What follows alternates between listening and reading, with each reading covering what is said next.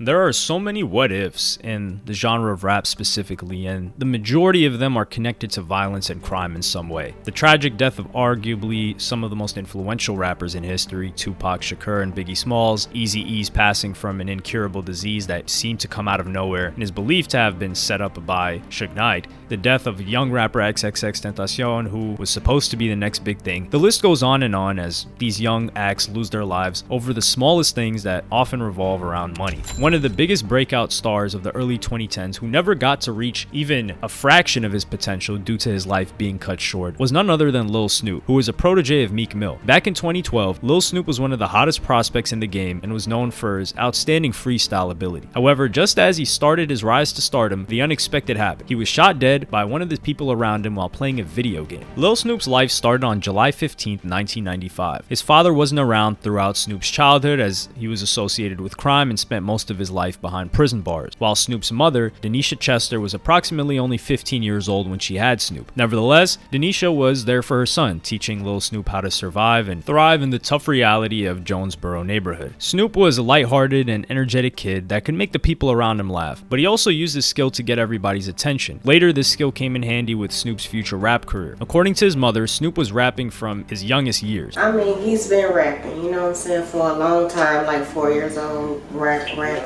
just was in him. I didn't really take it serious like that, of course, at that age. So it's just something I'm thinking you just like to do, go write it down, but more so. But he stuck with it.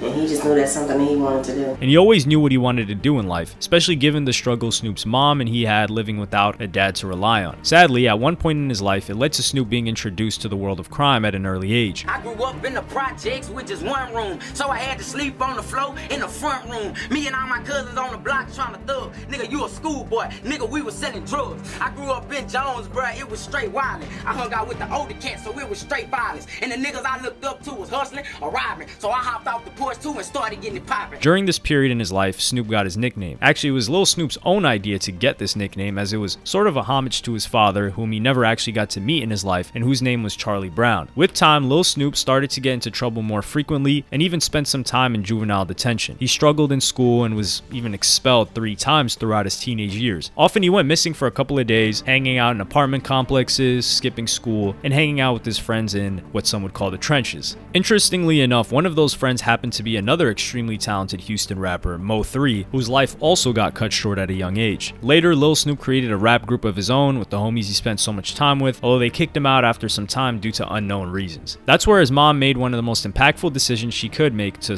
her son's future. She gave him a piece of advice, supported him, and offered him her help. Her message to Snoop was, "I don't care how good you can rap, God is not gonna bless you." That's where she believes Lil Snoop really listened and started to make the change for the better. After those positive moves, things started to open up for him without effort. Snoop's mother had always been supportive of her son and his aspirations, and now, when her son was at a crossroads, she made a decision to help him stay away from the streets so he wouldn't get caught in the system like his father. She started saving money to buy Lil Snoop his first home studio equipment so he could start producing his own music without relying on anybody else. But once he started, getting older, he was a part of a group that, they kicked him out of the group pretty much. And so I told him, hey, you sound good by yourself. We can just start buying pieces of equipment and make a studio at the house if that's what you really want to do. I was just trying to keep him out of trouble.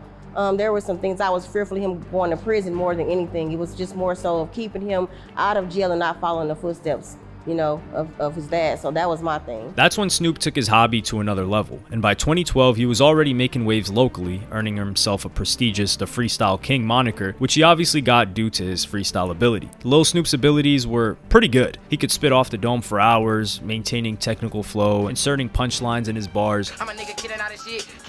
I'm the hottest nigga up in the motherfucking shit. Everybody know that I be fucking your bitch. Everybody know that I don't be loving your bitch. Fuck these hoes, trust these hoes, I don't love them, I just fuck them, then I duck them, switch another one, it's nothing, I be on it, swear to God that I want it. Later that year, Lil Snoop dropped his first release, a mixtape called 16 and Runnin'. However, Snoop didn't want to wait for critics and hip-hop fans to recognize his talent. He wanted to make it to the big leagues, and to do that he had to take a risk. That year, successful rapper Meek Mill had a show booked at Grambling State University, which was close to Lil Snoop's place, and he saw it as an opportunity to make it big. His plan was to approach him, talk to him, and give him a copy of his mixtape, and if everything goes right, Snoop knew one of the people who worked in security for the show. So it wasn't that difficult for him to get close to Meek Mill, and eventually Lil Snoop managed to catch him a moment after he entered his van. In Snoop's own words, it was crazy. Like, I'm seeing Meek's van right there, and there was nobody in it. I knew he was still in. He got closer to the car, knocked on the window, and handed out the mixtape as it opened, and I just left, saying nothing. Even though he shot his shot, he wasn't fully sure that Meek Mill would even listen to the mixtape. Although in a couple of hours, one of Snoop's homies called him and told him something crazy. Meek Mill not only listened to the mixtape, but also tweeted about the young prospect, shouted him out, and even used a lyric from one of Lil Snoop's songs to make sure Snoop wouldn't go unnoticed in the eyes of hip-hop fans. Later, Meek Mill contacted Lil Snoop personally, although he still had to prove himself before Meek Mill could make him a real business offer. Lil Snoop wasn't planning to backpedal on his dreams, so he packed his stuff up and caught a 36-hour bus ride to see Meek Mill in person and make a name for himself. Snoop told his mom that Meek Mill had already offered him a contract, so she wouldn't be so nervous about the whole thing. Although at one point, even Lil Snoop couldn't tell for sure whether he'd got it or not. 36 hours on a bus by himself. Right. That's when you say dream chaser, Right. that's literally the definition. In a couple of days after an exhausting trip, Lil Snoop made it to Meek Mill's studio and put on a show that crushed all the doubts about Snoop's talent. The young man was aware of his unique skill set, so he played it to his strengths first and went off in a freestyle. That's the first night I met Louis V and shit. I do my damn freestyle. Them niggas like, damn, Snoop, you that shit. You different. Hey, that was that, you different. Girlfriend. Meek Mill and the crew were impressed, and many believed that the 18-year-old spit raps way ahead of his age. Even Meek Mill himself couldn't hide the hype he had for him. See, my mama taught me smart. She told me don't be trusting these niggas, cause if you trust them, they fuck around and up with these niggas. I got my niggas and they fucking going retarded. 38s and 40s, I swear to God, you some shit you see, I'm paranormal. My niggas coming heavy, my niggas coming deadly, and none of my niggas off. I swear to God that I ain't steady. I swear that I'm a shooting star. My nigga got the fucking 40 on his hip, I swear he feeling like a shooting guard. Nigga know that I'm hot, nigga know that I pop. Nigga, I got a Glock 17, 32 shots. You want a fucking problem? Then let me know, nigga. Swear to God, Louisiana represents on folk, nigga. Lil Snoop proved himself, and his partnership with Meek Mill was a sealed deal. Meek Mill was astounded. As he said about Lil Snoop, he would spit off the top like it was written, rap real tight for hours and not mess up. That's unheard of. I've never seen nobody like that. He was spitting so much pain. He's from the South with a flow like an East Coast guy. There was one last challenge for him, a $10,000 rap battle against West Philly rapper Retro. Lil Snoop was at his absolute best and took the prize home unanimously. Shit wrote, and everything a nigga do, these niggas know how I go. I swear to God, I do this shit for my folks. Y'all niggas taxing on their work, my nigga got it for the low. So we got work, we got pills, sour D, we got weed, whatever you need, holla at me. Swear to God, as you can see, you a pussy ass nigga. I can swear that you a beast, and when you talking about beef, you probably the one calling police. One more time. Meek Mill officially signed Lil Snoop to Dream Chasers, and the two started to appear together on the biggest media platforms like Sway in the Morning, freestyling together, and putting on a show. Started from the bottom, now we here. Look.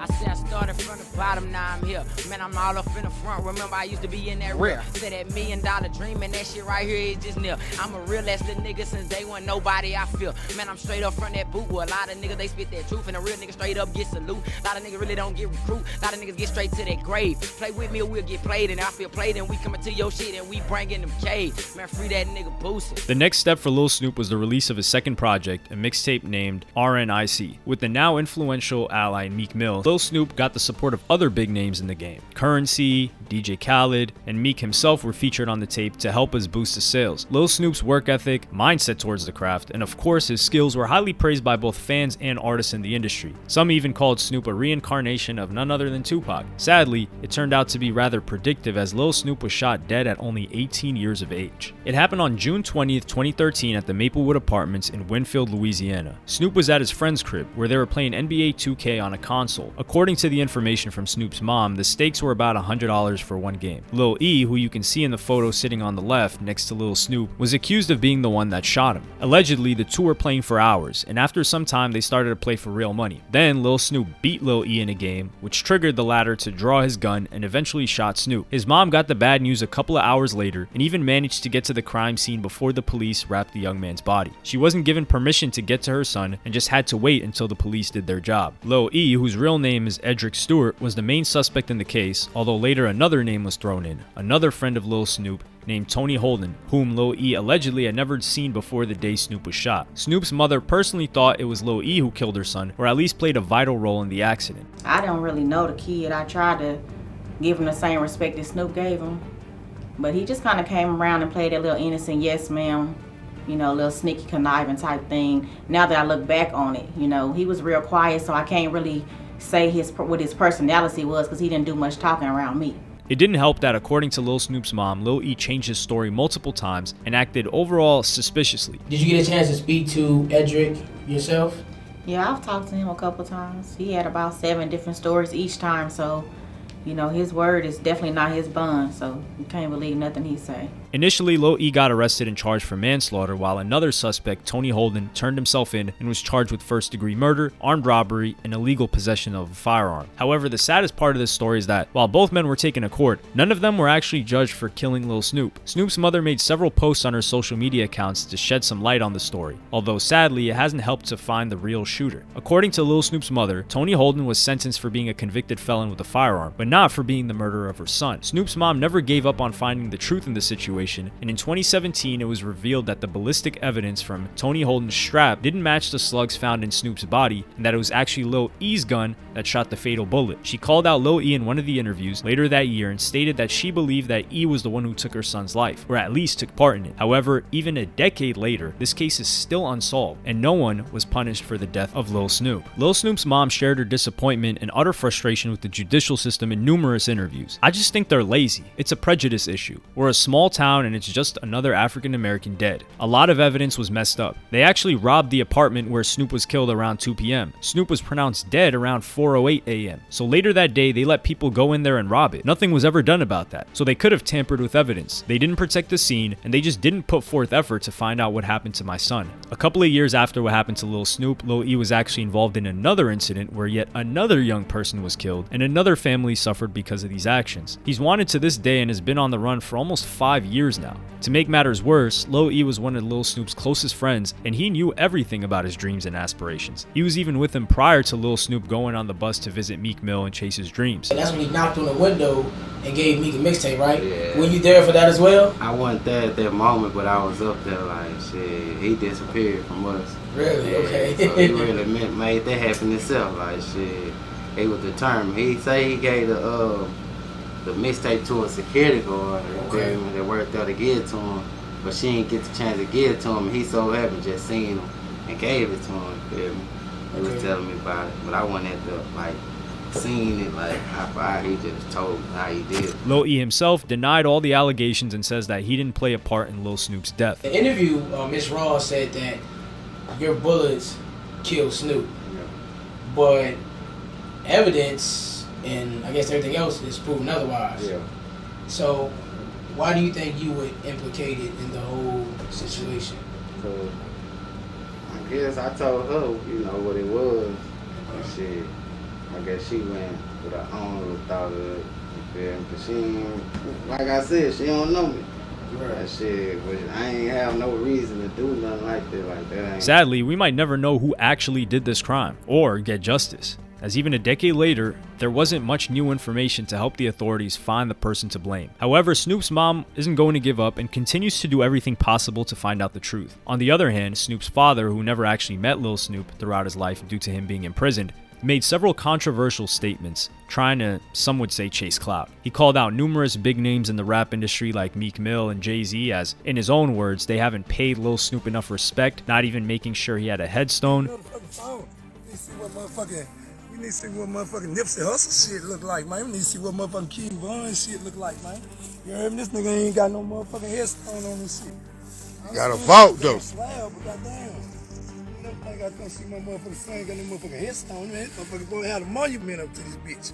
You know what I'm saying? Later, it was found out that Snoop's father was planning to start a rap career of his own and wanted to get some cheap clout from his son's death. Snoop's mom quickly confirmed that it was a publicity stunt.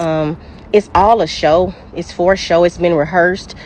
Basically, he's having people to kind of coach him on what he thinks is going to work because he's determined to be famous. That's his main thing. He even recorded his first time visiting Lil Snoop's grave and called Snoop's mom a rat for spreading rumors about him. Nonetheless, Lil Snoop's mom is trying to make sure her son's legacy can help as much people as possible. She helped produce a documentary about Lil Snoop's life path, The Dream Chaser, that she made in hopes that it inspires youth that didn't even get to know Lil Snoop. A lot of mistakes were made, and I just want to motivate someone because I'm always getting emails about how Snoop inspired people's lives. He saved people's lives just through his music. And like this, one of the biggest rap prospects that got his life cut short at 18 will hopefully continue to live in the minds of thousands of people who remember and acknowledge the impact his music had. Remember sitting in my cell, my mama on the phone. She saying the devil got you, boy. I said, yeah, I know. And I gotta let him go. Just keep praying for me and just pray that I get some hope.